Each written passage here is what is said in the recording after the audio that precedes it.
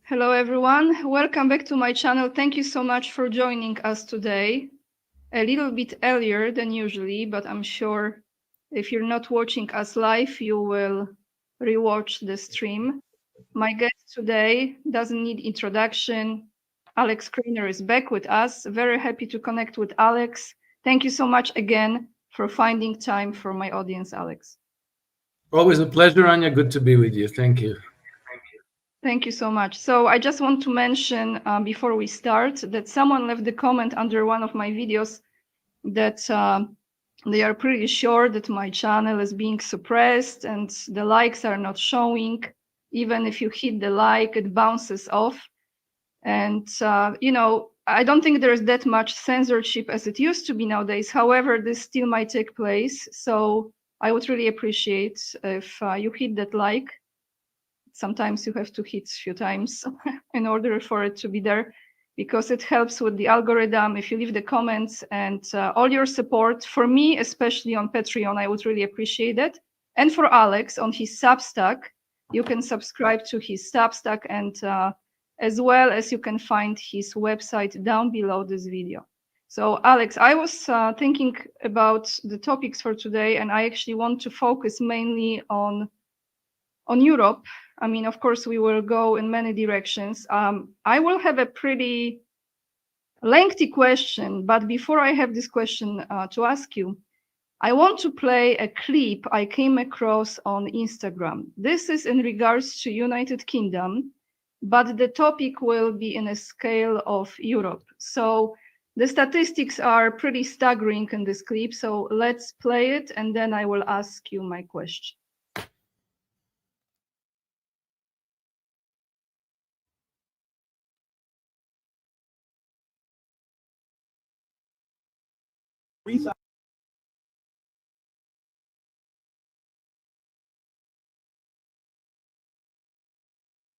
And receive state support and free accommodation. 63% of all Muslims do not work and receive free housing. State-supported Muslim families have an average of 6 to 8 children who all receive free accommodation. Every school in the UK is required to teach about Islam. The #1 baby name in the UK is Muhammad. And then these are all aside from the fact that we've recently had that parliamentary report that revealed 250,000 young white British girls have been made by predominantly Muslim men. So what has to change? How is it going to change? And how quickly does it need to change? Because you just took the words right out of my mouth. I was going to follow this up and say that sounds like a nation on the verge of suicide to me. How much time do you have before something drastic has to happen? Well, I said on X recently that I think we probably have 2 national elections left to save the UK. And Elon Musk replied and said, no, you have one. And I think there is a view that if we do not get radical political change within the next few years, that a lot of what we're witnessing will become irreversible. Over 3,000 miles.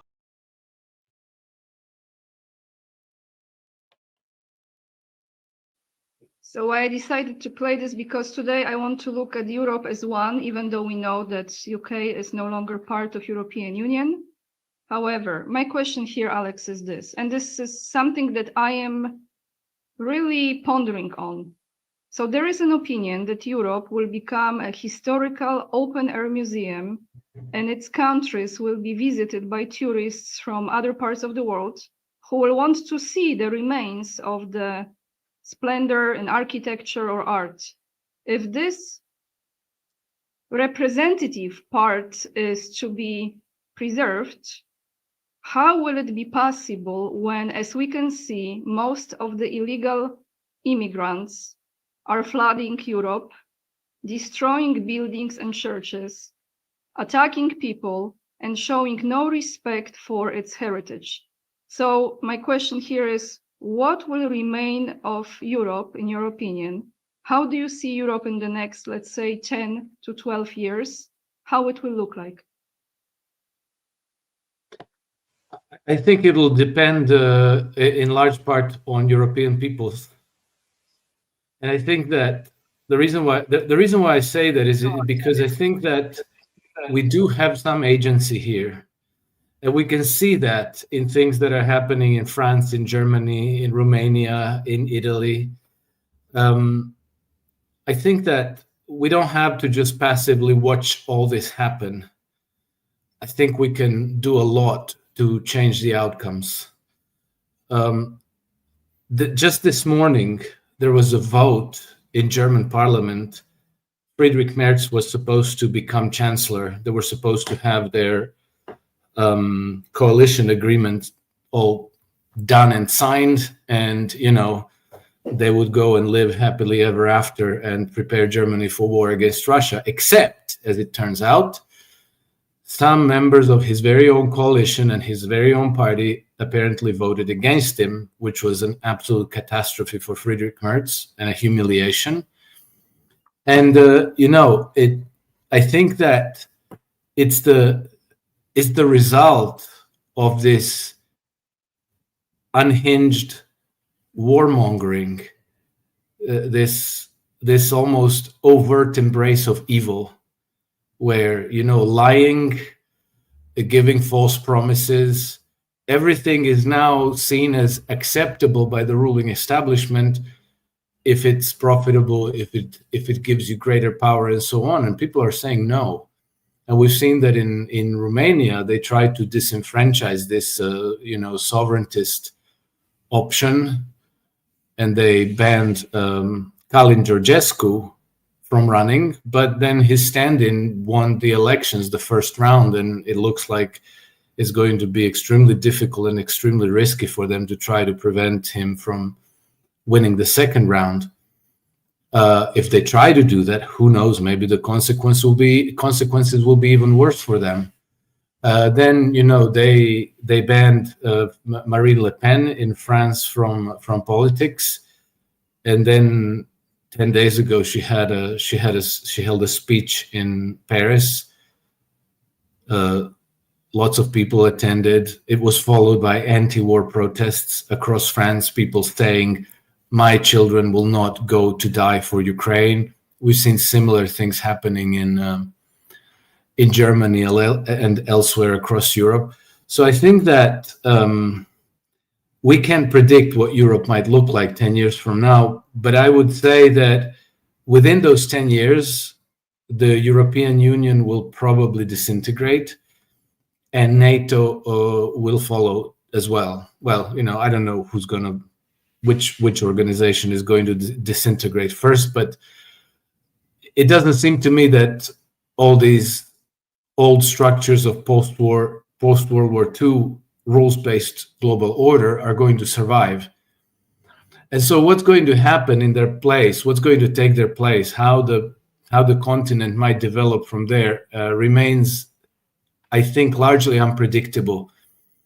Of course, the sum of all fears would be descent into a civil war followed by dark ages and complete collapse of civilization and basically a replay of the fall of the Western Roman Empire.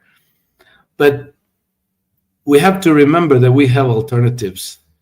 The emergence of Russia, the emergence of China, BRICS, Belt and Road Initiative, all of these organizations and institutions and integrations that are happening as we speak are going to become available to European nations as well. So if people demand this change, this transition from, this Western Empire-centric world to a multipolar world, we will get that change. The American people spoke, and they voted Donald Trump into power against all odds and against the desires of the ruling establishment.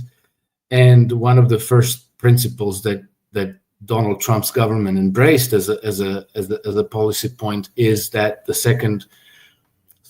post-World War II global order is obsolete, and that multipolar integrations are a reality that the government needs to embrace and is embracing. I mean, it's hard to tell.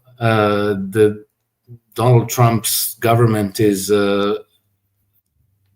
unpredictable and difficult to judge, but the point I'm making is that this is the American people demanded this end to all forever wars, an end to being the policeman of the world, end to globalization, end to uncontrolled immigrations and so forth. And they pushed that change through. I think that the German people, the Romanian people, the French people, the Italian people, Polish people, and so forth can also demand these changes. And I think that if the people demand a change and speak loudly and clearly, there's no way that the ruling establishment can resist that. Just as an example, my own country, Croatia, which is kind of similar culturally like Poland, because we're Slavic, we're a Slavic nation, we're Catholic, and we have a maybe not rabidly Russophobic culture, but slightly Russophobic culture, because we're kind of remote from Russia. We don't have a border, so it isn't like a problem, and we've never been under Soviet domination. But still, this kind of very mild Russophobia has been present all my life. Okay, last presidential elections we had in the country, one of the candidates is also kind of like Kalin Georgescu, not keen on going to war against Russia, and he's not keen on being enemies with Russia. He's not on board with this whole European Union Ukraine project.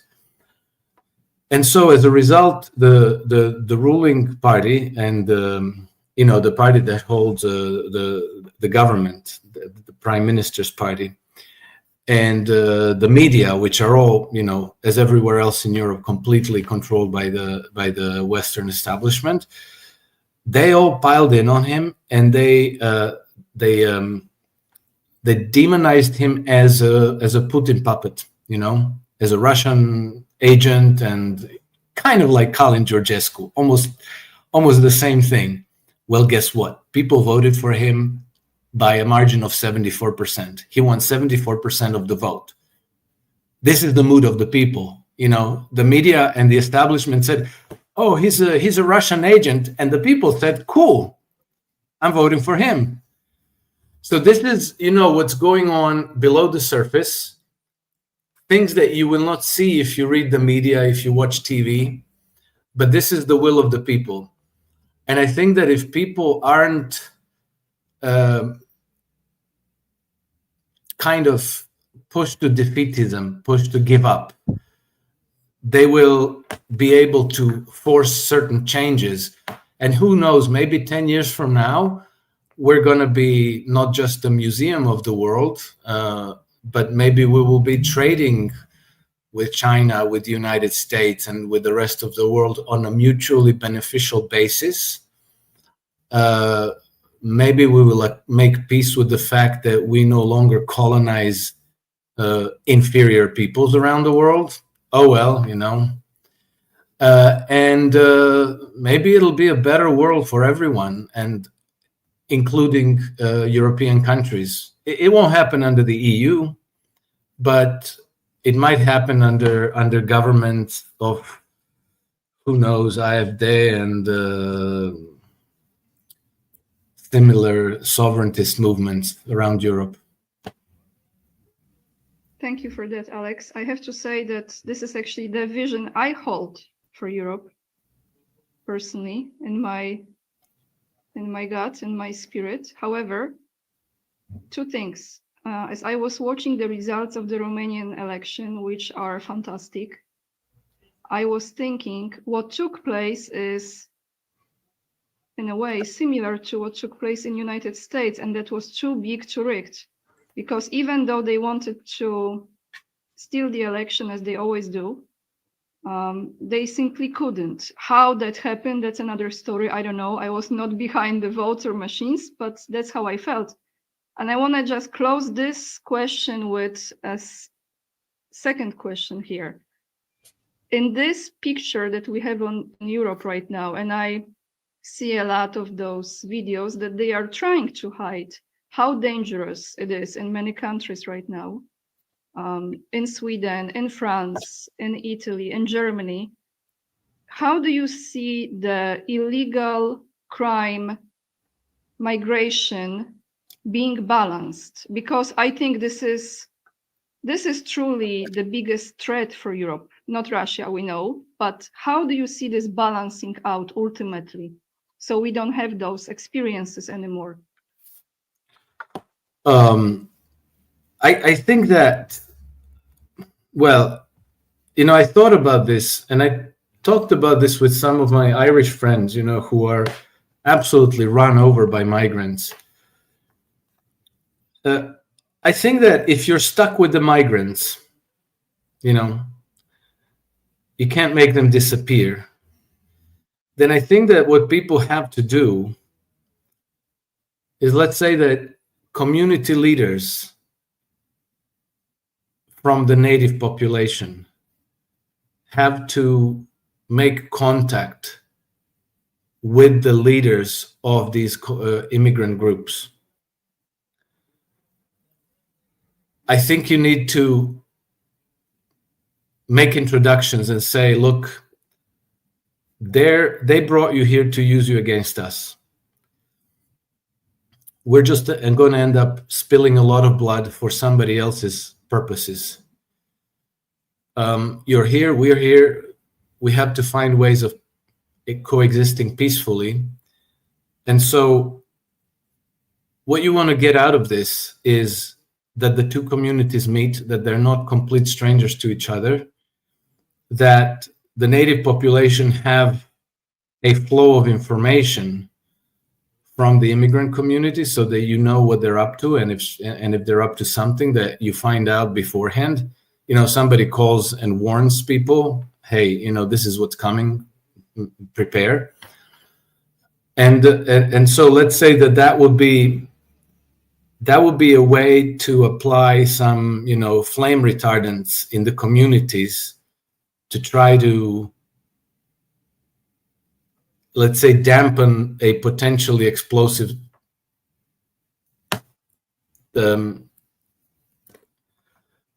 connection between two communities, because this is what they do. This is what they're planning to do.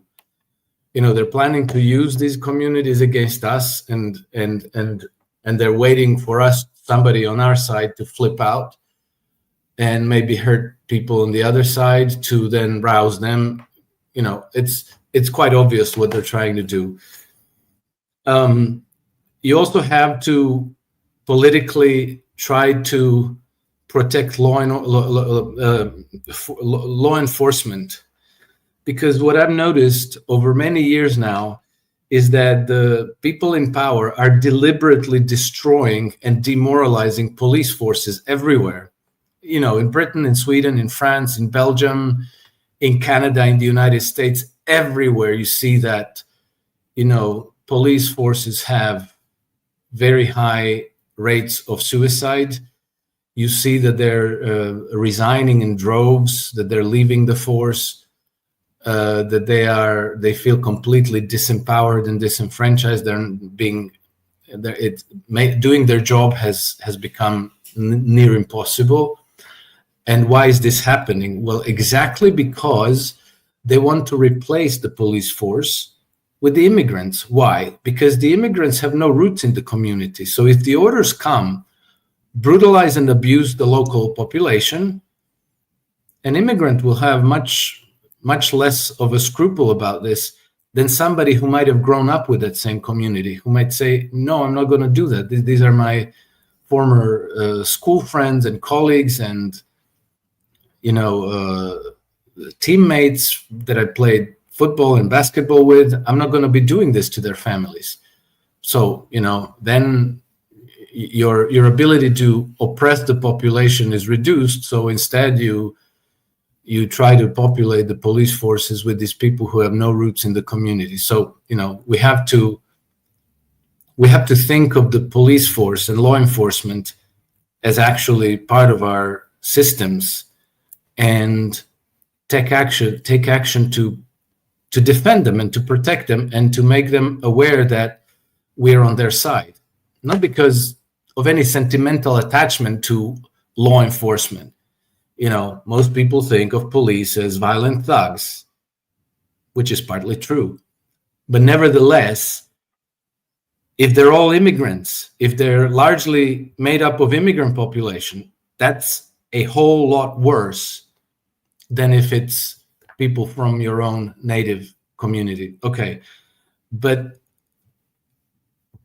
above and beyond all this, I think it's important for us to support anti-colonialist movements that are now gaining momentum around the world, especially in Africa. So we've seen leaders in Africa like Ibrahim Traore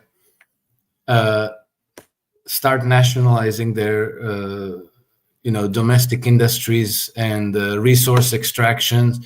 He started subsidizing local agriculture. Up until 2 years ago, 80% of Burkina Faso's population was engaged in subsistence farming, and the vast majority of the population were below the poverty line. So now, if you start using your nation's wealth for your own nation's development, you start creating opportunities in agriculture, in business, in tourism, in transport, building of infrastructure, and so forth. Then, this changes the dynamic where people there start thinking, oh, we're on the right track. Our children will be better off than we are, and now people can think of they can have their aspirations where they are. And so I think that many of these immigrants would rather be home with their communities if they believe that this is going to work out for them, if they can find jobs, if they can start businesses. And maybe part of the immigrant community will thin out because they will just want to go back to their home countries eventually. So anyway, that would be three big things that I can think of to let's say lessen this explosive situation with population replacement and immigration, to engage with the immigrants. Might like it or not, but I think it's better than nothing. To try to give political support to law enforcement, and to support anti-colonialist movements around the world. Thank you, Alex. If I may address this, because I was thinking about it too. It seems to me like, again, maybe I'm generalizing, but to big extent, looking at those cases, just using United Kingdom or Scotland or Ireland, for example, the constant stabbing or rapes, even the case of a girl who was raped, she was 12 years old and raped constantly for a long period of time by men in UK. And when she reported that to the police, she was arrested, not them. I don't see any rational way of dealing with big number of those people. They are either mentally not healthy, or they are under some influence. And police, in a way, it's almost ordered or encouraged to not protect the citizens, but to protect them. They are on the very beneficial social system that helps them to remain in those countries. So when I look at all of this, I'm thinking, what is the way to protect the citizens of the country that actually, because of those citizens who pay the taxes and contribute to the economy of their country, those people have money to live. A lot of those people, so-called engineers or doctors, under which pretext they enter the country to have free social system from, not even looking at Sweden. Sweden is completely done at this point with that. I don't know how how you can even talk to those individuals who keep on raping or keep on stabbing, and there are no consequences for those actions. And this is a very serious issue. So do you deport them, or do you you have to change the police, you have to change it from the top. You have to change from the orders that are given that actually police is policing means that the citizen of the country is safe in the country. I know this is a long speech from me, but it's a very serious situation, because actually France, and you live very close to, is very unsafe right now. It's one of, I think, number one unsafe country in European Union at this point. Yes, Anya, you make great points, but this is exactly why I would be advocating that native population community leaders must engage with the immigrant population, because there are thugs and rapists and criminals and assassins among them, but not all of them are. And I'm sure that among them there are relatively normal people with whom you should be able to talk. And if you identify such individual, you should be able to obtain information from them. Who are the dangerous ones? Who are the rapists? Who are the criminals? How is this happening? Because I believe that this is being done deliberately. And so the whole impunity that they enjoy is also prearranged somehow. And so there are structures in the whole system that are kind of encouraging and perpetuating this. So you want to know who is doing this, who from law enforcement or intelligence network is handling these people, who is managing them, who's talking to them, who are these people? I mean, the more you know, the better it is. So, Alex, can I say, so this is the governing and the justice system? Well, yeah, I think it's probably, in the United States, we know that most of these like school shooters and terrorists, almost everybody was managed by FBI handlers. Practically every terror attack and every mass shooting that happened in the United States, there were FBI fingerprints all over it.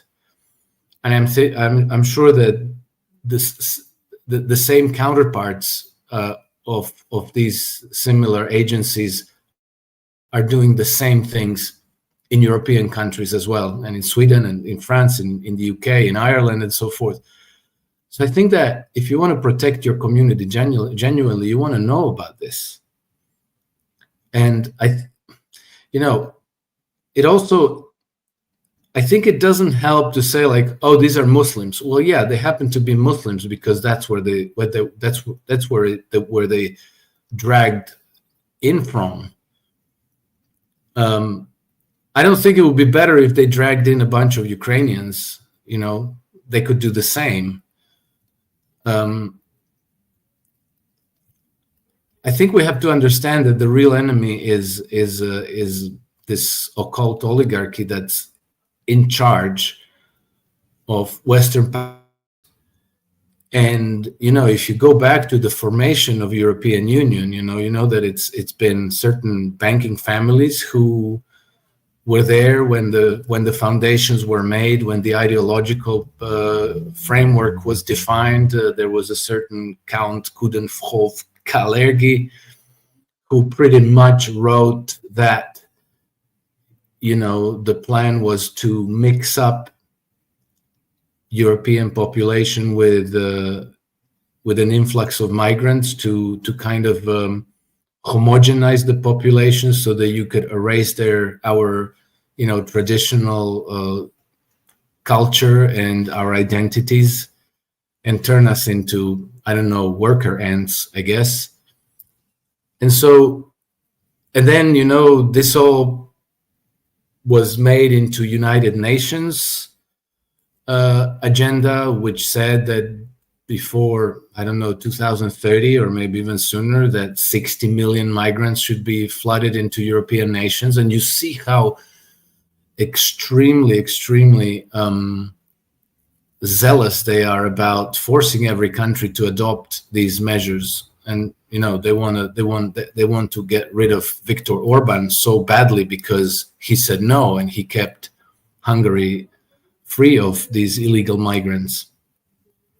So that's who the enemy is.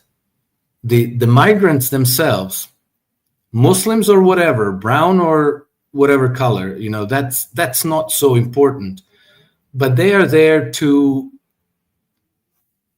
cause the pain, you know, to cause the harm and demoralization. They're the agent of that change. They're not the ultimate cause of it. So, you know, you want to blunt the edge of that knife that's put there in order to cut through the local community. And I don't know how else I would do it. You know, you can't go and kill them all, right? But you have to know who they are. And then, you know, to answer your question, should they be deported or not? Well, okay. Imagine how this would be handled in a native community, in a traditional community. If you came to like a Polish town 300 years ago and some guy started abusing girls and boys in town, what would happen to him when these girls' parents and brothers and uncles got a hold of them? They'd probably castrate him. And so, you know, maybe this is maybe these types of measures have to be considered again, because our law enforcement is part of the problem. It's the whole system has been designed for this purpose. So we can't count on, you know, we've all grown up on these legal dramas, you know, Matlock and Perry Mason and all this, where, you know, you go to court and, Your Honor, here's how things are, and then, you know, His Honor renders his very learned opinion and makes a constructive decision for the best benefit of everybody. But that's not how the system really works.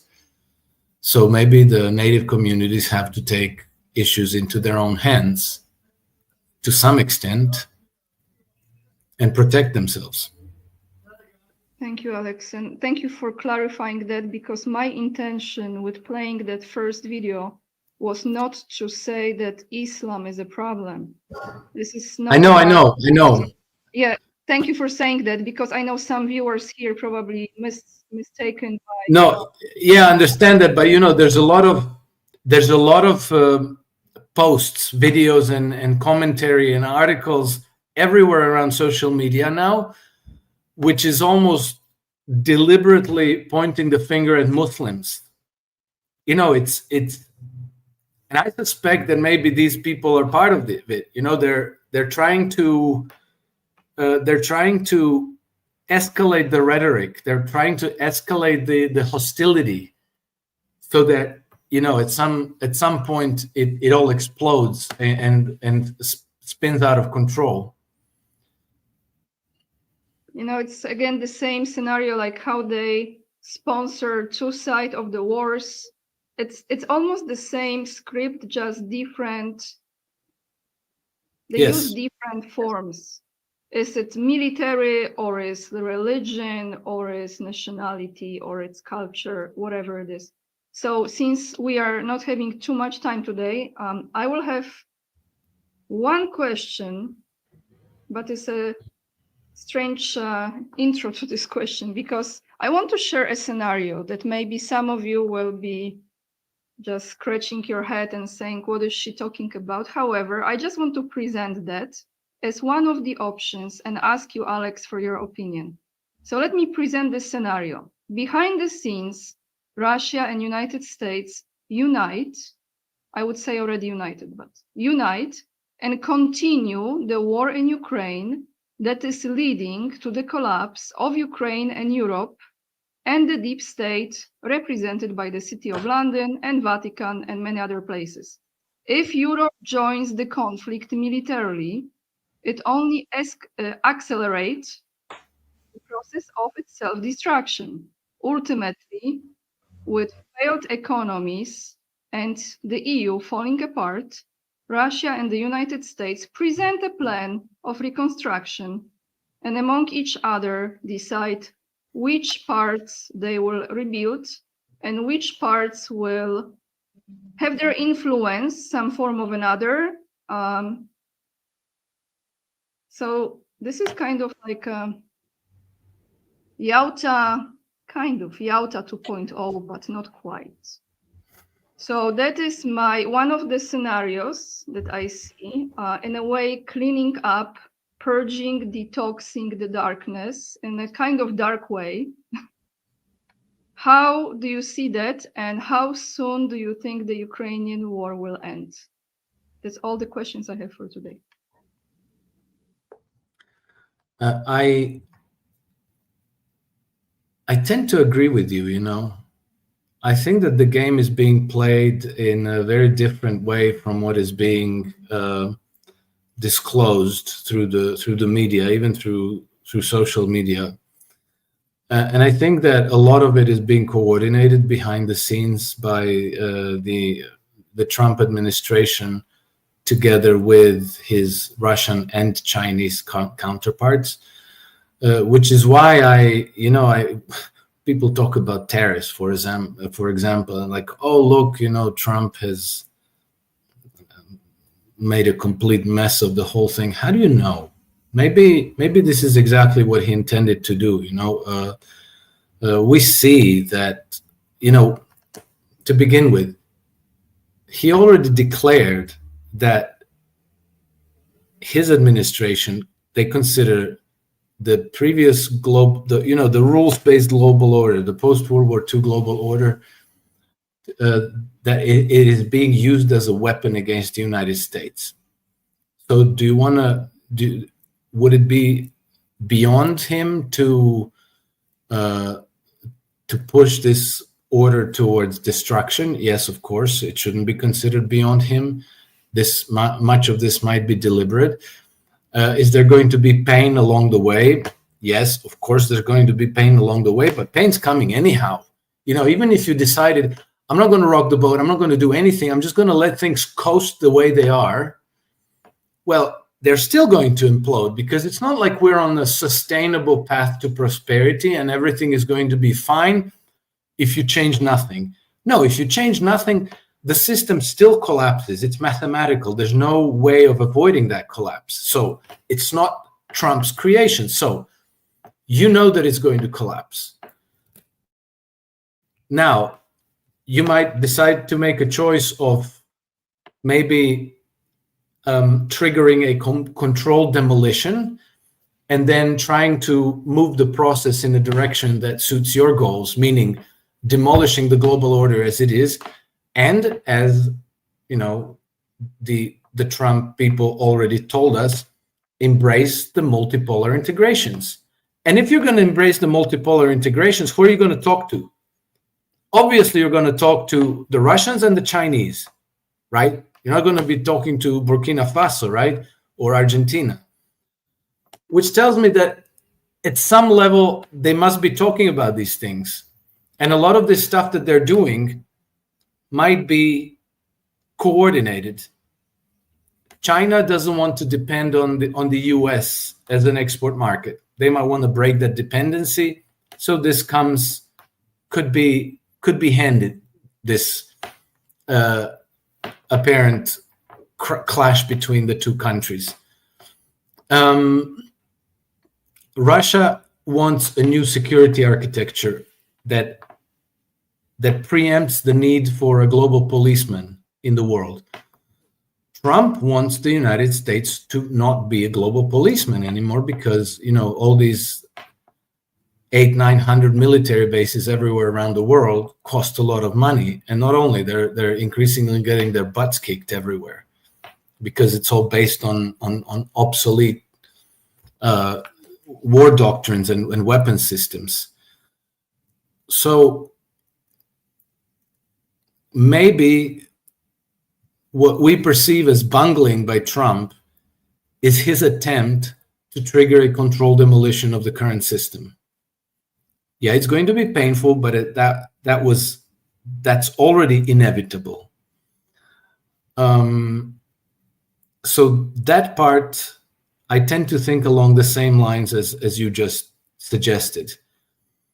And then your question, how long the war in Ukraine is going to go on, I think it's imminent. I think that the defeat of Ukraine is imminent. And I think that Russia will win militarily. I don't know how far they're going to go. Are they going to go all the way to the Dnieper? Are they going to take Odessa by military conquest or not? I don't think anybody knows this. But again, Trump's positioning is making this possible for the Russians, because so long as the Ukrainians are fighting, the Russians are destroying their military. They're demilitarizing Ukraine, as they stated in 2022 on February, that this is their key objective: demilitarize Ukraine. As long as the weapons from NATO nations are pouring into Ukraine, they're being destroyed there, and Europe is effectively disarming itself. So somebody might say, "Oh, Trump completely bungled Ukraine." I say, how do you know? Maybe he didn't. Maybe this is exactly what's been agreed in all those hours and hours and hours of discussions between Vladimir Putin and Steve Witkoff. Obviously, they cannot tell us this. They cannot come out and say, like, "Hey, guess what we decided to do? It's this and this and this," because people would be outraged. But I think that what you suggested makes sense, whereas the way it's being interpreted in the media doesn't make sense. You would have to think that everybody's stupid. Well, I don't think that's the case. Thank you so much for this. I was thinking about this too, that majority of people expects from not just Trump, but let's say from everyone, to say exactly what they are doing and be 100% honest and transparent with every single move. However, they lived, majority of their life was spent living in lies, believing the lies, seeing completely different actions from after the words were spoken. So it's surprising to me that, there's still a game that is being played, and how you win this maybe is not the tactic to say everything to the public, but to question and think and analyze and use critical self-thinking, not to be told delivered. That's why media operates, because they deliver BS to people. People take it in, they repeat it, they don't question. I don't know. It's just my way of looking at it. So no, you're absolutely right, Anya, because as they say, if you live in the house of blind, you don't go rearranging the furniture.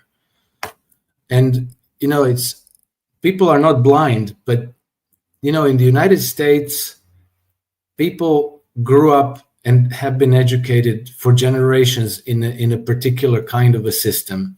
Same thing for people in Europe, same thing for people in Russia. And I'll give you an example. Russia in 1917 had their, communist revolution. And many of them, I think you and I, have been educated about this event, that this is an uprising of the proletariat, of the working people, who were so oppressed that they rose up and overthrew the Tsar, the horrible oppressive regime of the Tsar, and they brought in the dictatorship of the proletariat. This is the narrative we got. This is what I thought for most of my life. And then it turns out that that's not at all true, that this was a color revolution, and that people like Lenin and Trotsky were the same kind of players as Volodymyr Zelensky, or Juan Guaido. They were basically the agents of the money center powers. And so this is today known. It's not even controversial anymore. And the government in Russia understands this perfectly well. But I spoke with a Russian intellectual, and they know this. And I asked them, well, how come this isn't, better appreciated and more widely understood in the Russian society? And they told me, well, you have too many people who are still, attached to the communist past, and because there was a period when Russia was very powerful and very prosperous under Stalin, and the society was well ordered and they meant something in the world. And so there's a lot of people who are still devoted to those communist ideas and who glorify the past in that way, and they're not ready to accept the truth. You can tell them all this, but they'll say, like, no, you're full of it. This is a conspiracy theory. That's not how it was. I know my history. And so you can't just come out one day and say, everything you thought was a lie. You've been living a lie all these years for a few generations. Here's the truth, and now we're going to change everything. You can't do that. So instead, you have to kind of try to weave the path forward through distraction, deception a little bit, secret arrangements, secret agreements. And it's going to take a generation or two for people to be ready to look at the past and say, like, oh my God, the British conquered us the second time, and we were not independent since the early decades of the 20th century until now. But it'll take a while. Thank you, Alex. And we will end in a few minutes. I just want to say I really appreciate you coming on, and we are talking about those things. In my personal, humble opinion, I'm coming to this realization. I have been coming for a long time, that I have to relearn pretty much everything as far as history goes.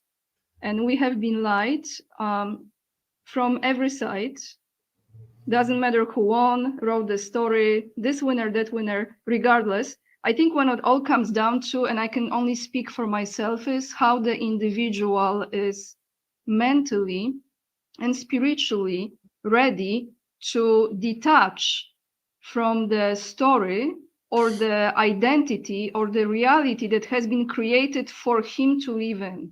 So it's almost like a spiritual, it's a very deep inner work, how you identify yourself, what you believe in, what at the end of the day is your core value, what you stand for, because otherwise you will be still manipulated in whatever direction. So whatever we are observing now, we might agree with some things. I speak for me. I might like certain leader more than the other. I respect this leader. I don't respect this one. However, I question everyone. And you have to disconnect from this. Otherwise, you will be very easy to be manipulated again. That's all I have for today. Alex, thank you so much for joining us. Thank you for having me, Anya. The last thing, I'll quote Reverend Thomas R., who said, "If 1,000 old beliefs were ruined in our march for truth, we must still march on." And I think that this is our burden, and this is also our opportunity, because we have the resources and possibilities that no generation before us ever could dream of. So we have no excuse, and we'll get to the truth. And then Gandhi said, "There is no God higher than truth." This is what we must fight for. But we have to question Gandhi too. Sure. Of course, everybody. Alex, thank you so much for joining me. Thank you everyone for watching.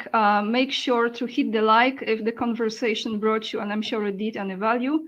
And check out Alex Krainer's Substack. where he updates. Before we go, Alex, is it almost daily that you update on Substack the news, or how often do you post? Oh, I have two publications. One of them is daily. It's a markets newsletter. It's called iSystem Trend Compass, and the second publication is my personal Substack, Alex Krainer Substack, which I only publish when I have something sufficiently refined and, let's say, worth telling that I publish maybe 3, 4, 5 articles a month. Okay, I believe both of those links are correct and they are already down below the live stream. So just scroll down and support Alex there. Thank you so much, everyone, and we see you next time. Bye, guys. Thank you, Anya. Bye, everyone.